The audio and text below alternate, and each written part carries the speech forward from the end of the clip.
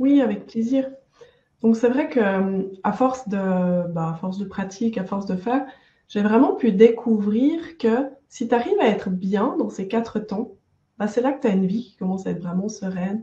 Et puis quand tu es serein, quand tu es en paix, quand tu es dans ta puissance finalement, hein, c'est là que tu peux donner les meilleurs soins.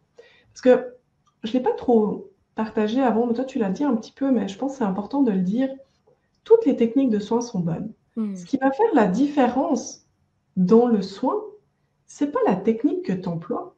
La technique, elle est là pour te permettre de connecter avec certains types de personnes, hein.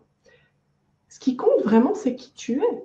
Ce qui va faire la différence entre, je sais pas, un thérapeute Reiki niveau 3 et un autre thérapeute Reiki niveau 3, qui ont le même nombre d'années de pratique, qu'est-ce qui va faire la différence entre les deux? Qu'est-ce qui va faire que tu vas choisir un plutôt que l'autre? C'est pas qu'il y en a un qui est meilleur. C'est juste qu'il y en a un qui vibre quelque chose, qui te fait penser, qui te fait ressentir que cette personne-là, elle est bien pour t'aider. Donc en fait, c'est leurs vibrations qui vont créer les guérisons, vraiment. Pas tellement les techniques. Les techniques, elles vont te permettre de connecter parce que par exemple, tu vas te dire, tiens, j'ai l'impression que de l'hypnose serait la bonne méthode pour m'aider dans le travail, je sais pas, pour m'aider à maigrir ou m'aider à faire ce que je veux. Et là, tu vas commencer à te renseigner sur les thérapeutes en hypnose et puis tu vas être plus attentif jusqu'à ce que tu rencontres un thérapeute en hypnose. Pareil, toi, si tu décides d'apprendre une technique, ça va te permettre d'attirer différentes catégories de personnes. Mais comprenez bien que les gens, ils ne viennent pas vous voir pour votre technique. Ils viennent vous voir pour le résultat que vous allez pouvoir leur offrir.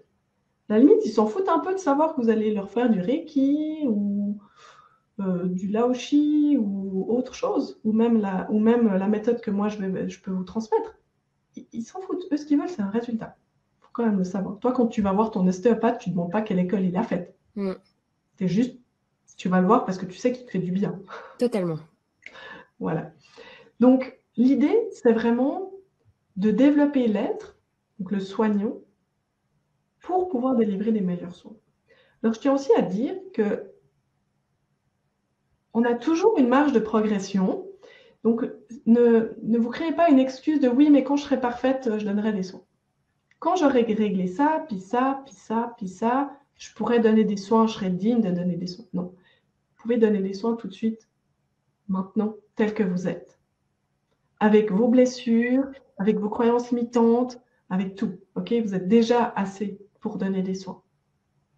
Simplement, vous allez attirer à vous les gens bons pour vous aider à progresser, pour vous aider à voir les choses sur lesquelles vous avez besoin de travailler. Ok. Pour moi, ce qui est important, c'est que chacun développe sa façon unique de soigner. Et ces 4 temps, ils vont vous aider à ça. Ils vont vous aider à prendre confiance en vous aussi et en votre capacité à vous soigner et à soigner vos futurs clients. Et ça, c'est quelque chose qui est vraiment important. Je trouve qu'avant d'apprendre à soigner les autres, on doit être capable de travailler sur soi. Je suis Pour d'accord. moi, c'est ça qui va nous donner de la crédibilité.